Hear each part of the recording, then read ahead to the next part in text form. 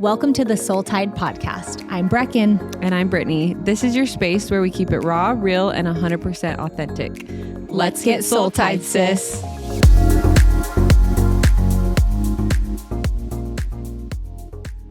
Okay, hey guys. Hey guys. It's been a minute, and we have a new little visitor. We have a new addition. We have a new soul sister. I know. Oh. A brand new soul sister. And we've been MIA, obviously, for important reasons. So yeah, let's just dive right in. We're going to do a little life update, then dive into the subjects today. The pod, the meat, the and meat, potatoes. the core of the sandwich. Yep.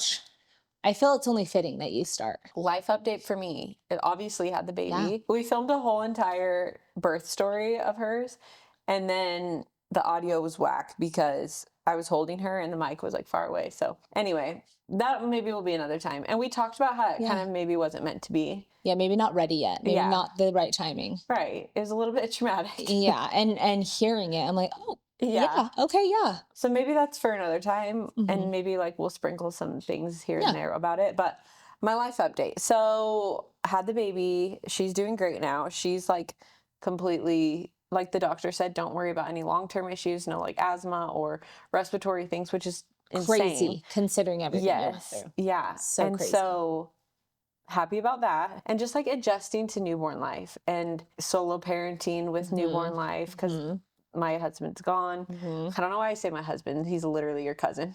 It's okay. The audience doesn't always know that. Exactly, You know what I mean? that's true. My husband's my cousin. Yep. Just like figuring things out. I feel like adding a whole nother human is an adjustment for literally everyone. I feel like I'm finally getting in the groove, and it's been 5 weeks. You're finding your flow. Finding the flow, but also I know, and I'm open to it changing because it's so unpredictable. And I was telling my mom this the other day that I had a really good day the other day with like everything going perfectly. Her feeds were like perfect. Her sleep was perfect. And then I'm like, I'm going to not be attached to this day and expect it to be another day like this, because with newborns, it's up and down. And so I'm like, okay, I'm just going to go with the flow. Obviously, like Leighton's having a harder time because she's younger, and that's just a given. I'm so glad I spaced out my children though, because few mothers that do it with like Irish twins or like Steph. Yes. Okay. Or like 1 year age gap. I would be clinically insane. Yeah, I already feel like I am. Yeah, and literally. I have age gaps. Unpopular opinion. I love an age gap. Same. Love it so much. Yeah. It's almost like you feel like you get to individually raise each kid a little bit. Right. Before bringing in another little kid. Yeah. And that obviously doesn't work for everybody, but I love it. Right. I think it's great. Same. Just adjusting to life now and what that looks like. Yeah. Yeah. I will say, one of my life updates is I don't know if it's a sleep deprivation. I don't have the energy to like react in certain ways or like that I may have used to, but I feel so calm. You're just zen. It's almost like, but maybe zen and shit. Maybe I'm just like, maybe you're just a robot, but we're going to take it as a positive. Like you acquired more patience. I think so. You probably did though. Because when you think about it, like if you have like, not even just a breastfeeding baby, but if you're feeding a baby and you're trying to take care of a toddler, it is like you have to have a certain level of tolerance for the noise, for like the crazy. And I feel like it takes some time to acquire it. But like, and the first 2 weeks I was like, holy shiz, I don't know if I'm built for this. I don't know if I'm put up for this life. But now I feel like I'm almost like, it's almost like she healed a part of me that was like impatient. It's interesting. But that is interesting. Yeah. But I can see that for sure. But we'll see how it unfolds in the next. At 5 weeks though, we are patient. Yes, exactly. Oh my gosh. Yeah. Crazy. But what about you? What's new? I feel like nothing and everything. We are almost done with our backyard, so that is new. It looks so good. It's getting there. We have to redo our turf completely in the back. That's fine. We knew that might be something that we had to do when you do like renovations. What else? Your sauna. Oh yeah, I'm in my sauna era. Yep. She is in her sauna era. I never thought I would say that, considering our our hacks, whatever, our wellness hacks. Like my one non-negotiable, what I couldn't live without was cold plunging. Right. And it's funny because now that we have a sauna, I've cold plunged once since we've lived here, and I've done the sauna multiple times. I love it. Yeah. It's helped with my headaches, which seems very interesting considering you're sweating. It's helped with like my neck pain. My sleep is better. That's so All of the amazing. above. I mean, I have to wash my hair more, so that's not great. Right. But, Do you have a hat? Do you have a wool hat? yes, and it looks like a straight. Speaking of, You have to send me a picture. it's foul. It's foul. Can we put It it looks on like our a mushroom Instagram? stamp. Yeah. We're gonna put it on our stories. Yeah, it's a pretty, and honestly, I don't know if it helps or not.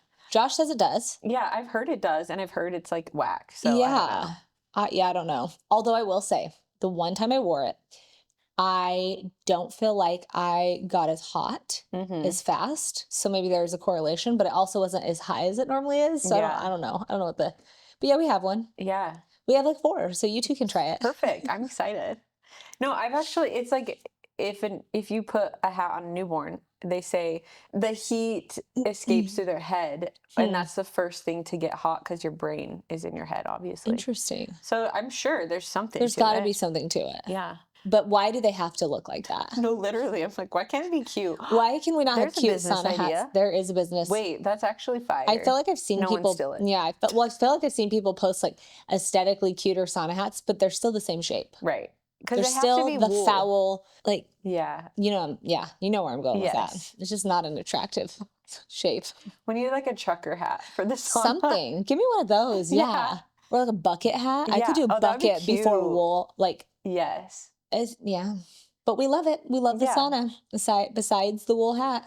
And It's it's awesome. so cute. Like the shape of it. It really is. When I it first, love it. yeah, when it first came out, I was like, that's interesting. Because my like OCD mind couldn't hang with the fact that I have a flat ceiling and then like a curved sauna or like slanted. Is Yeah. that the right word? But yeah, it is cute aside from that. Yeah. And you have all your house together. We have our patio furniture. That was a thank you to my husband for last minute he called me on it was like a Thursday and was like, hey, do you care if we have like 30 to 40 people over on Tuesday? It's like, oh yeah. And I don't care. Like Whatever you want. And I really didn't care because that's why we have a house. We love hosting and I was grateful for it. But in my mind, I'm thinking, I don't have a caterer. I don't have all of this. They had already had the food picked out, all the above. They were going to do it at the office. And Josh was like, why don't I do it at my home? So I spent the entire day prepping, setting it up, like making the aesthetic look cute, tables and chairs, all that. But like they provided food. So it's still a lot of work. But long story long, I got to finish all of that. So it was like a benefit to saying yes to having. You're like, I have. It was like a blessing. It was a blessing. I was rewarded. You know, that's how I look at it. I was rewarded. But it's great because now it's finished. Oh, it looks great. I don't know that there's anything else we have to do in the backyard. Yeah.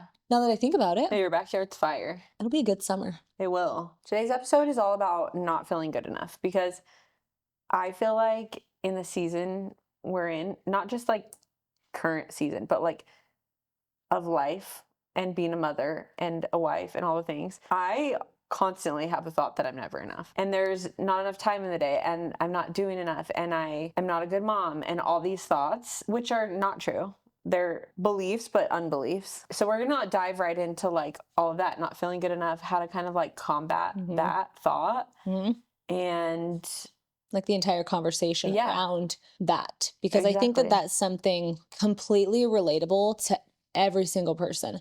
I don't know that I have met, and if I have, it's probably very, very rare. And I don't know, maybe they're lying to themselves, but most people don't feel like they're enough in some capacity or avenue in their life. And I feel like us as women and mothers, especially, there's this constant, it's that comparison that we talk about all the time where we feel like we have to do everything the way that social media portrays it. Right. We don't see the behind the scenes. Right. But it's good to talk about it because I feel like we are all in unison in believing that, like, at some point or another, believing this lie that we aren't enough. Right. Which, again, is a lie. Yeah. It is, because us being here, existing, we are enough. Exactly. You know? I think that's something that we forget is, like, literally just being alive means that we're enough. I have this, like, constant conversation in my head that, like, I will literally make dinner. I'll clean the house, I'll get the kids to bed, and I'll lay in bed at night and I'll think, I didn't do enough. I'll think of all the things that I didn't do, that I didn't accomplish. Every little comment I made to my kids, I'll ruminate on it in my head, and I'm like, oh my gosh, I'm a terrible mother. I didn't do enough and blah, blah, blah, like all these lies. And I can logic my way out of it now, but there was a time where it would like spiral me. And I think that's true for a lot of people. And then they start believing these stories about themselves. And I still have stories that I believe about myself, but that just puts you in such a compromising place, because how do you move forward from there? From that negativity, from that like low vibration, truly. And so I think it really is all about like pausing. At least for me, like when I'm laying in bed and I'm ruminating, I'll have to pause and I'll be like, okay, Brittany, like I'll talk to myself for real. You have to. Yeah. And I'm like, okay, Brittany, this is not who you are. These thoughts are not true. And what is true? Like what else could be true about the situation? I think that's the biggest question I ask myself is, what else could be true? Because obviously that isn't. I'm not a bad mom. No. Like not even close. Yeah. And so, but you know, we all think that every once in a while. Absolutely. And I think you said something so perfectly where you said you have to talk yourself out of it. Because I think at the end of the day, I can tell you, you're a great mom until you're blue in the face. And you can do the same with me, right? We're not going to believe it from somebody else if we don't believe it from ourselves. Right. So we have to be the one to talk us out of it, to work through it, to what am I trying to say? To unlearn. Yeah, to unlearn the lie. Right. Nobody else can help us unlearn the lie. You know, it's like us taking a test for our children. Right. It's not supporting them when we're doing it. Yeah. I can tell you everything you're great at, but until you believe it, it's going to go in one ear and out the other. Totally. It's a very interesting thought. And I think that we all do feel that way. Right. I think too, like in self-development or like any of that, it's a choice, because first you have to be aware of it. First you have to be like, at least I'm going to give my process, because it's like everyone has a different process, but this is like what I did and what I still do every single day, because I have these thoughts daily sometimes, is like, first you have to be aware of the thought. Like you can't unlearn something you don't know already. And so it has to become aware. Like you have to become aware of the thought and conscious of it. And then after I'm conscious of the program, the story, then I can make a choice to keep believing it or to think something different. You have to choose literally every single day. And that's the only way you can reprogram something, is a choice. And I think that was my biggest aha moment in reprogramming these unbeliefs that I'm not enough, is recognizing that it's a choice every single day, and you actually have to train your brain. It is not something you come by easily. It is like something you have to make a conscious effort to change. It's like, and it's like a muscle. You work it out and it gets better and bigger, and or whatever goal you have. Sure, yeah. And that's kind of how I have been and have in the past combated like the thoughts. The intrusive thoughts, the negative self-talk, the all of the above. It's so true though, because we all have the same 24 hours in a day.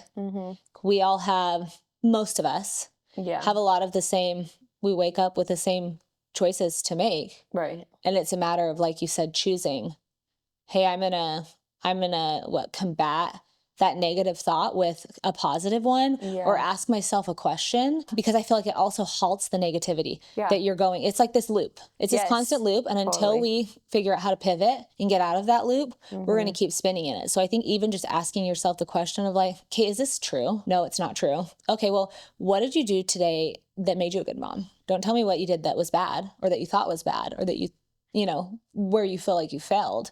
What did you do right? And I feel like at first it might feel like nothing, you know, or I can't think of what I did right. I woke up and I took care of my kids. Okay, that's what you did right. You know what I mean? And so I think once you start picking out the little things, then it becomes easier to be like, wait, no, like I woke up, I danced with them, I made them breakfast, I got them out the door, like I went on a bike ride, I took a walk, I made them dinner, and it's so much easier to recognize the good when you're in the like headspace and the mindset of the positivity and not the negativity. Negativity. It's like, but it's like gratitude. It's like the more you focus on what you have, the more good you're going to get. And the more you focus on what you don't have, that's what you're going to see. Oh yeah. What you resist Totally. persists. Yes. My mom used to tell me that all the time. Uh-huh. And I was like, no, Like, absolutely not. absolutely no. And I'm like, oh, there's evidence Yep. of many of that in my life where I was Totally. very resistant in anything. This is applicable to much of life, but like, it's very interesting how tough we are on ourselves as mothers and wives. There is a heavy load that we carry in raising these babies and staying home with them. And it's a privilege to be able to do it. And it's a lot. I think it's important for us to remember that we are literally raising humans to send them out on the world. Like, we teach them how to go to the bathroom. We teach them how to eat. We teach them how to literally do everything in life. That enough shows you that you're enough. Right. And not only are we raising little humans, we're still raising ourselves. Yes. We're still reparenting that little kid inside of us. And they're going to trigger Oh, yeah. the crap out of you. Oh, yes. And I really think that, like, I always say my kids teach me more than I could ever teach them. Yeah. Yeah, like, we're raising ourselves too alongside with our kids. Everyone has this like underlying belief, like you were saying, that they're not enough. And Yeah. so it's important to take inventory, I think, as a mother, as a human, Yes, literally. of like where it's hiding. Like, where are these thoughts hiding and where in your life? Like, because it's not just in motherhood. Sure. It's in being a wife. It's in being a friend. It's in, you were saying yesterday, like your community and how you show up in your community. And I think that when I have thoughts of not being enough, I don't show up for my people like I need to. Yeah. Because I'm shrinking and I'm like, oh, I'm not enough. Oh, It's like such I'm a bad victim. friend. It's such a Yes, victim mentality, it really. is. I think too, when we reprogram these thoughts, we show up differently everywhere in life because now we can realize like our true potential, who we really are when we get rid of the chatter. Sure. When it's that domino effect. Yeah. Show up for you. Yes. Show up for everyone else. Exactly. Because I feel like sometimes like I'll have this conversation in lots of avenues of life, but like even with like friends, I'm like, oh my gosh, like I haven't reached out to this friend or I haven't done enough for this person and they're struggling too. And I'm in the thick of it too. And I'm like trying to give, but I'm not giving to myself. And then I have all this chatter and da da da. But I'm like, okay. Yeah. Rewind. Rewind. Let's reel it back. Yeah. What else could be true? Sure. And like, even as simple as like, okay, if I can't go and spend time with this friend, I'm going to shoot a text to them and say I'm thinking about them. Which means just as much. Yeah. It does. Totally. I have a friend that lives out of town and she texted me and she's like, just wanted you to know I'm thinking about you. Don't even feel like the need to text back. I love you. And like, that's such a good friend to me. I don't need someone to show up for me like physically all the time. And so I'm like, why am I having this conversation that I need to like physically be there with a friend or whatever, you know? And so that's one way I've been trying to like reprogram that. Yeah. thought. Well, having it look a different way, because to your point, you think you need to physically be there, but like, again, someone texting you saying, I'm thinking about you, I love you, is evidence that you are enough for that person. So you are enough. Yeah. Not that you need, does that make sense? But like, basically, that's walking yourself through a lie that you've created where you aren't a good friend, because clearly there have been times in her life where you have shown up for her in the same way for her to reciprocate it. Right. It's so simple. And so sometimes I think because it's so simple and it's so small and it's not a grand gesture, we're like, oh, well, that doesn't count. And you push it aside, you know? Yes. And then you just look for more evidence of why it's not working. I think too, this is a thought I was having earlier when you were speaking, and then I forgot about it. In life, or mostly motherhood, I think that it has to be this, like, I have to take the kids to the splash pad and do a craft, and in order to be a good mom that day, I have to be elaborate, when that is so not true. It's the furthest thing from the truth. And I'll be so hard on myself at the end of the day. And I'm like, it really does not have to be elaborate. No. In any, like you were saying, with friendship, with being a wife, all the things. It can be so simple, and we overthink everything. At least I do. No, I think I think that's a statement you can use for a lot of people, because I feel like we do. And to your point, you think it has to be some grand gesture, but really it's just being intentional and present. I can go take Scotland to do a million crafts, right? Just one example. Any of my kids, I can take them to go do something, spend all of this money, and I can sit there on my phone and let them do it. And sure, yeah, it's fun for them. They got a craft, whatever. They got pick something out. But what they really crave is the time and attention. Yeah. So to your point, it doesn't have to be elaborate. It's just being intentional. Yeah. I saw this quote and it said, perfect is an illusion, presence is powerful. And I'm like, oh, yeah. Okay. Yeah, true. Yeah. And I think that's something to live by. Yeah. Just being present. And I think also when we're being present, we're not thinking of what we're not doing. We're just in the moment. And it feels good and it feels fulfilling. Yeah. And I don't think we think about it later. Totally. Because we were so present that we were not overanalyzing and then we don't overanalyze the situation later. Sure. And you're not looking for the negative. I think when you're present, you're living in gratitude. Yes. And I think there's something too, going back to, we're not going to dive deep in religion, but a lot of religions talk about how like be as a child. Yeah. I'm like, huh? But like, it makes sense. Yeah. Children are so present. They're so present.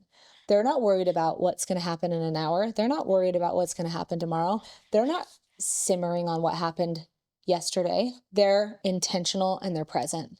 And they are some of the happiest humans in the world, little tiny children, right? Right. I think of my 2-year-old and I'm like, pure joy. Yeah. She emulates pure joy. She's happy. She's loved. Like, it's, if we could all be more like that, I think that we would all be able to look at ourselves and say, oh, I'm more than enough. I crushed it. Yeah. You know? Yeah. It is interesting, like children, if they feel loved and if they feel connected and present, which they almost always do, I'm sure, like especially teeny tiny children, they don't have any thoughts of not feeling enough. Yeah. I really don't think that happens until like way later, maybe Adulthood. like 7, 8. Britt and I were talking before we did this episode, right? It was going to be something different and it turned into not enough. Turned into not feeling enough. And then we were like, whoa, this can be an episode because it's so relatable, right? I obviously don't always feel enough in motherhood and as a wife. And I think that's a very common thing, but it's interesting how a lot of intrusive thoughts since starting the podcast have brought about a feeling of not enough. Because sure, people can do a podcast and a lot of people are successful, but I have a conversation, a story that I've created that like, that's not necessarily me, or that like what I have to say is not going to touch and benefit people, regardless of all of the comments and positive feedback we've gotten. There's a negative story that I have created where I'm like, I'm just not enough. Like, if you know. Yeah. And so I've had to really talk myself through it. I've had to talk through it with you. I've talked through it with my husband. And it's been one of those things where it's like, no, like the fact that you're doing it is enough. That's really what it comes down to. Yeah. And who's to say like that my knowledge is not of value to the right people that align with that? And clearly we've proven that, right? Yeah. But it's interesting how every little thing, if we let it, can turn into this negativity and this I am not enough. And honestly, I think it stops us from like fully living our lives. Yes. I think it stops us from completely living our potential when you have that little chitter chatter. I think it's just this tiny little pest just right there. And it's like letting them win. You know, this just annoying little, like, what's the most annoying thing you can think of? It's like the fruit flies in your freaking house. Oh, there you go. I hate the fruit flies. There you go. If I have fruit that like even semi is browning, like a banana. Yeah. And I'm like, okay, where are all these coming from? Yeah. There's one banana. Okay, exactly. Therein lies the lesson. Yeah. If we let the thoughts win, we don't reach our full potential. No. We can't because we're not in our true self. Yeah. And I think that's what you were kind of trying to say is like, we're going to have the thoughts. And I feel the same way, like even with social media or the podcast, I have those same thoughts. And I always think, I remember I took like this like life coaching certification, like, I don't know, 6 years ago or something. And one of the biggest things I took from it was sometimes the more resistance, the more powerful the outcome is going to be, because it's not a path that is paved in your life. So it's going to feel rocky because you haven't done it before. It's foreign. It's foreign. It feels weird. You feel like an imposter, all the things. And I think like with the podcast, like I feel that way too. And it's just like, okay, like it's rocky terrain. Let's keep going. And eventually like you're paving the path for someone else too, because then there's the path. And you're showing yourself that you can do hard things, and you're creating proof and confidence. Because I think gaining confidence, you have to create proof that you've done something hard. And Yeah. So I love that because, and that's super vulnerable and real to even say that like on our podcast. Right. Like, I'm recording a podcast saying, I don't feel enough for the podcast. I think every person that has a business feels that way. Absolutely. At some point. Absolutely. Everyone feels imposter syndrome. And that's the thing. It's the more we talk about it, the more we realize that we are not alone in that. We are not alone in that. But to your point, when we put our head down and we do the work and we push through the resistance, there's magic on the other end of it. And also, I think that's when you feel like you're enough. When you're thriving and you're doing something that lights your soul on fire, whether that be staying at home with your kids, having a side hobby, fully invested in a job, getting a nanny and doing that. Like there's not a wrong way to be. And we're not sitting there with the negative thoughts and we're not questioning ourselves because we're exactly where we're supposed to be. I feel like sometimes I think just my thoughts alone aren't enough. I need to have proof. I need to be a professional. I need to have all the certifications and do all the things. But like we were saying, like even filming this podcast, like, and the content that we have in it, we're like, oh shoot, maybe it's not good. Maybe it's not enough. I think just talking and being real and being vulnerable about how we feel is enough. And that's enough to put out content for anyone. That's it. Yeah. You know? Yeah, absolutely. And I think that that's in just trusting ourselves. Yeah. And like just doing it anyway, even though we have the thought that it might not be great. And some people might not like it. If you out there are questioning if you are enough, you are. And I think that we all have work to do on ourselves. And that's okay. That's part of growth. That's part of life. And I hope that whoever's listening feels a little less alone in their not enoughness. But it really is enough. It really, truly is. Find your tribe, find your community to support you in being your best self so that you can understand and know that you are enough. Obviously, you have to know it internally, obviously. But like having good people around you does support you in like, you know, recognizing that. Totally. And working that muscle and asking yourself the questions of like, okay, well, this is a negative thought that like is intended to pummel me and not intended to hold me to my highest self, right? Let's walk ourselves through it. Yeah. And I think that's all we can do. We just got to walk ourselves through the negative and the hard. And sometimes we sit in it. That's okay too. But we got to walk ourselves out of it and recognize that like we are enough. We are enough. We are. We are enough. We are enough. We were cheerleaders. Not 7th grade boys basketball team, guys. You were a cheerleader? For 1 year. I always wanted to be a cheerleader. I worked so hard to learn my back handspring. Can and you then I still hated do it. No. Oh, absolutely not. I couldn't even do it by the end of the season. I was not great. I was so proud of myself. And then I was like, I'm a tennis girl. Yeah, you're like, I'm going to stick to tennis. We went right back. But yeah. Anyways, thanks for being here, guys. Yes, thank you. Thanks for being patient with us while we navigate a new season of our lives. I know that everyone can relate to that. And it's going to look different for the next little bit. Yeah.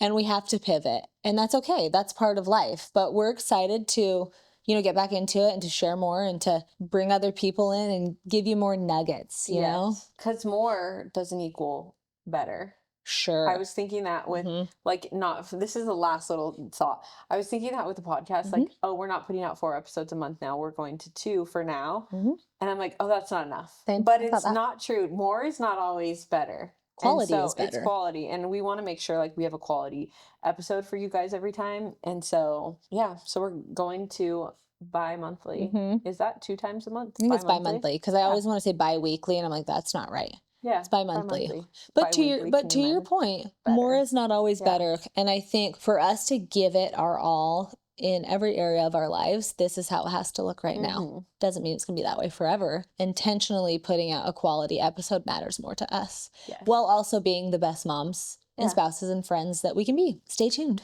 Stay tuned. Stay tuned for the ride, girls. Yep. Thank you. Boys, anyone. Sorry, that was girls, guys, soul and tied community. Yeah. Love you guys. Stick around. Love you guys. Bye. And that's a wrap on today's episode. We hope that you felt seen, heard, and maybe even a little empowered. If you loved today's combo, don't forget to subscribe, leave a review, and share it with your girls. Let's keep this soul tied community growing. Until next time, stay true, stay bold, and most importantly, stay you.